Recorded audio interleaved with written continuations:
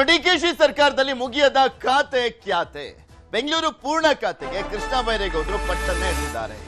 BMRDA, PDA ಈ ಎರಡನ್ನೂ ಕೂಡ ಹೊರತುಪಡಿಸಿ ಬೆಂಗಳೂರು ಖಾತೆಯನ್ನ ಕೊಡಲಾಗಿರುವಂತ ಹಿನ್ನೆಲೆಯಲ್ಲಿ ಅವರ ಅಸಮಾಧಾನ ಇದೆ. ಪೂರ್ಣ ಖಾತೆ ಕೊಡಿ ಅಂತ ಕೇಳ್ಕೊಳ್ತಾ ಇದ್ದಾರೆ, ಪಟ್ಟನ್ನ ಹಿಡಿದಿದ್ದಾರೆ. ಅರ್ಧ ಖಾತೆ ಕೊಟ್ಟಿರೋದಕ್ಕೆ ಮತ್ತೆ ಅಸಮಾಧಾನ.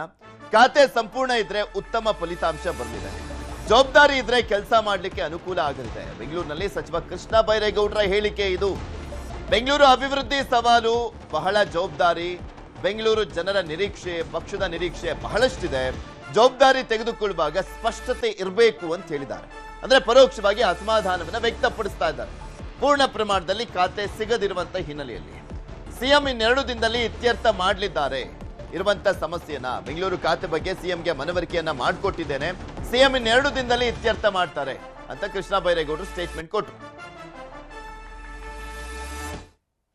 ನಾವು ಕೊಡ್ಬೇಕ ಒಂದು ಬಹಳ ಕಠಿಣವಾದಂತ ಜವಾಬ್ದಾರಿಯನ್ನ ಮಾನ್ಯ ಮುಖ್ಯಮಂತ್ರಿಯವರು ಪಕ್ಷ ನನಗೆ ವಹಿಸಿದೆ.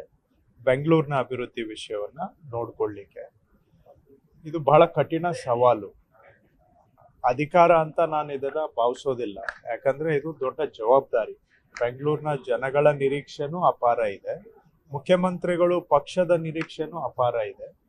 ಏನಾದ್ರೂ ಒಂದು ಜನಪರವಾಗಿ ಸುಧಾರಣೆ ಆಗ್ಬೇಕು ಬೆಂಗಳೂರಿನಲ್ಲಿ ಅನ್ನೋ ನಿರೀಕ್ಷೆ ಪಕ್ಷ ಜನಗಳು ಎರಡೂ ಕಡೆಯಿಂದ ಇರುತ್ತೆ. ಸೊ ಇಂಥ ಸಂದರ್ಭದಲ್ಲಿ ಒಂದು ಜವಾಬ್ದಾರಿ ತಗೊಳ್ಳುವಾಗ ಜವಾಬ್ದಾರಿ ಬಗ್ಗೆ ಸ್ಪಷ್ಟತೆ ಇರಬೇಕು. ಯಾಕೆಂದ್ರೆ ನಾನು ವೈಯಕ್ತಿಕವಾಗಿ ಏನೇ ಜವಾಬ್ದಾರಿ ತಗೊಂಡ್ರು ಅದಕ್ಕೊಂದು ಉತ್ತರದಾಯಿತ್ವ, ಅಕೌಂಟಬಿಲಿಟಿ ಇರುತ್ತೆ. ಏನ್ ಅಕೌಂಟಬಿಲಿಟಿ? ಪಕ್ಷ ಆಗ್ಲಿ ಜನ ಆಗ್ಲಿ ಏನ್ ನಿರೀಕ್ಷೆ ಇಟ್ಕೊಂಡಿದ್ದಾರೆ ಅದನ್ನ ಫಲಿತಾಂಶ, ರಿಸಲ್ಟ್ ರೂಪದಲ್ಲಿ ನಾವು ಕೊಡ್ಬೇಕಾಗತ್ತೆ.